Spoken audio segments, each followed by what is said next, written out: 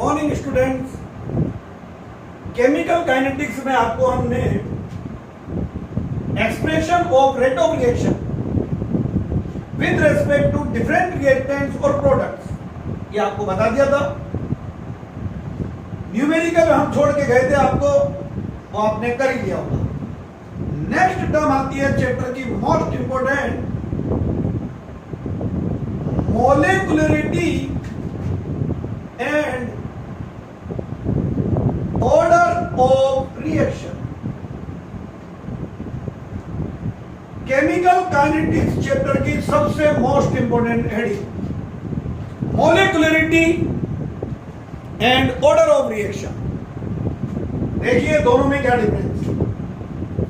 Consider a reaction, consider a reaction, A के A mole B के B मोल से combine करके और आपके बना रहे हैं प्रोडक्ट। तो अकॉर्डिंग मास एक्शन लो, 11th में आप पढ़ के आए हो, according mass action law proposed by Guldberg and Waage, rate of reaction is directly proportional to a constant ले लेंगे डायरेक्ट rate constant, यहां पे rate of reaction is directly proportional to active masses of all reactant। active masses आप जानते ही हो, molar concentration is called active mass, molar concentration is called active mass। तो according mass action law, rate of reaction is directly proportional to active masses of all reactants. तो यहां पर मैं A reactant molar concentration, concentration को square bracket में लिख देते, A की पावर लग जाएगा ए एंड बी की पावर लग जाएगा बी। तो ए प्लस बी, इसी को बोला जाता है molecularity of the reaction, molecularity of the reaction। ये A प्लस B जो आया ये है आपके पास में molecularity of the reaction। सीख लीजिए ये क्या है। नंबर 1 पॉइंट, पहला पॉइंट इज molecularity, पहला स्टार, पहला पॉइंट molecularity के बारे में देख लीजिए। Total number of atoms, ions, molecule of reactant which take part in a chemical reaction is called molecularity of the reaction। Sum of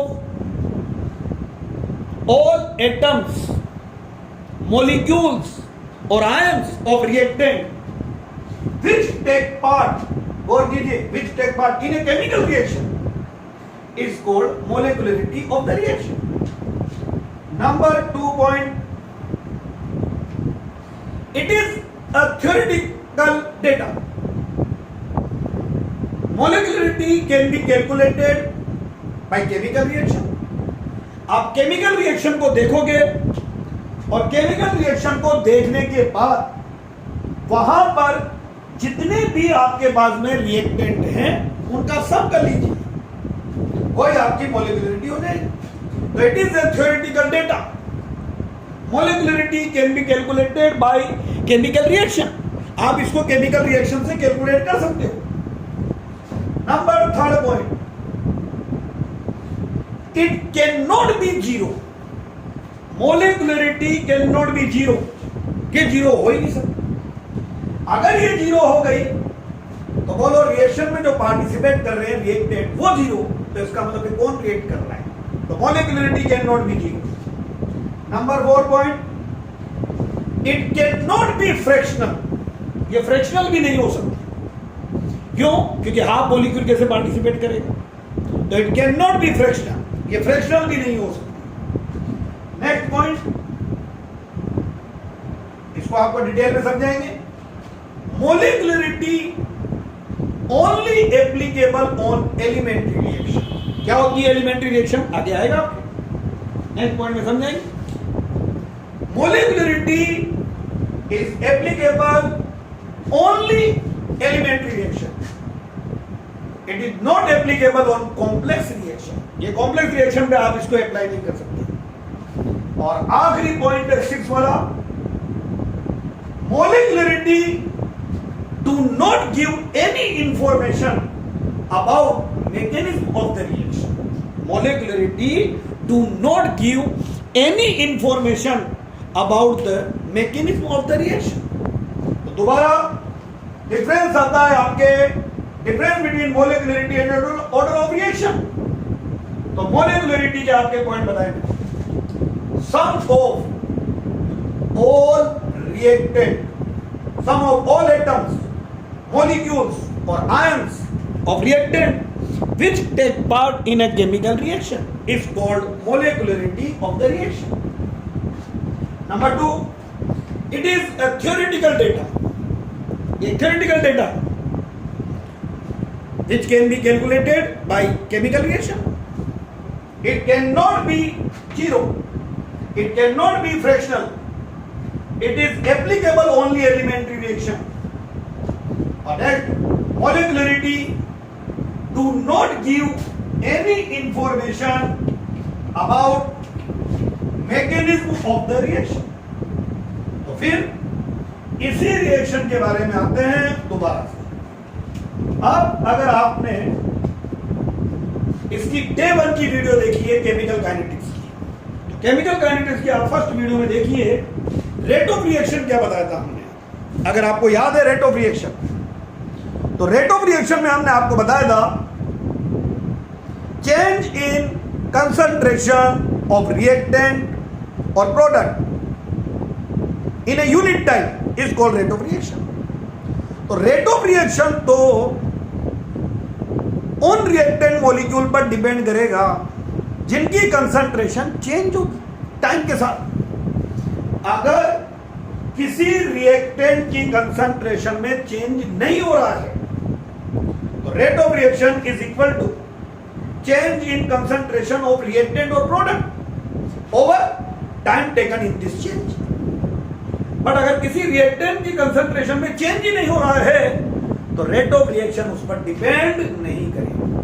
तो फिर अब आए आपके पास में according rate law. According rate पहले हमने लिया था according mass action law propose by Guldberg and Waage, जो 11th में पढ़ा। और यह according rate law group of scientist था पूरा, उन्होंने बोला यहां पर rate depend only concentration of those reactant whose concentration change with the time. A concentration of A, इसके रिएक्टेंट पार्टिसिपेट कर रहे हैं ए, पर चेंज हो रहा है अल्फा। अल्फा ए के इक्वल भी हो सकता है, नहीं भी हो सकता है। देन बी, तो बी की पावर बीटा, इसके इक्वल भी हो सकता है, नहीं भी हो सकता। ये तो चेंज वाले हैं। ये है concentration of A and B whose concentration change with the time. तो rate is equal to K, A की पावर एल्फा एंड बी की power beta, and alpha plus beta is equal to N. It is called order of reaction. इसको बोलते हैं order of reaction. और अब आपके पूरे चैप्टर में आपको यही समझना है। जीरो ऑर्डर रिएक्शन, इनके एक्सप्रेशन पढ़ाएंगे आपको, फर्स्ट ऑर्डर रिएक्शन, इनके एक्सप्रेशन, तो इसको पूरा ध्यान से समझ लीजिए ऑर्डर ऑफ रिएक्शन क्या चीज है। तो ऑर्डर ऑफ रिएक्शन का पहला पॉइंट लीजिए, सम ऑफ एटम्स, वही definition, molecules, ion of reactant whose concentration change with the time is called order of reaction. Sum of atoms, reactant में atoms भी हो सकते हैं, ions हो सकते हैं, molecules हो सकते हैं, कुछ भी। तो sum of atoms, molecule और ion of reactants whose concentration change with the time is called order of reaction. और सबसे इंपॉर्टेंट इंपॉर्टेंट डेफिनेशन आप ए की बारे में बोल दोगे और करके यहां पर पे सम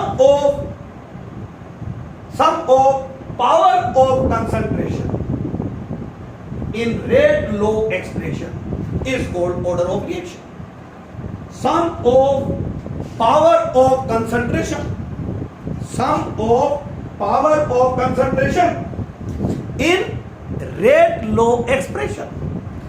Rate law expression में concentration पर जो पावर आ रही है और rate law किससे निकाला है? प्रैक्टिकल से. आप ऐसे एज्यूम नहीं कर सकते, वो बाय प्रैक्टिकल निकाला गया है. तो sum of power of concentration in rate law expression is called order of reaction. Number 2, it is a practical data. ये प्रैक्टिकल डेटा जिसके लिए आपको प्रैक्टिकल करना पड़ेगा. फॉर एग्जाम्पल, मैं आपको एक रिएक्शन दूं H2 plus Cl2 to give 2HCl.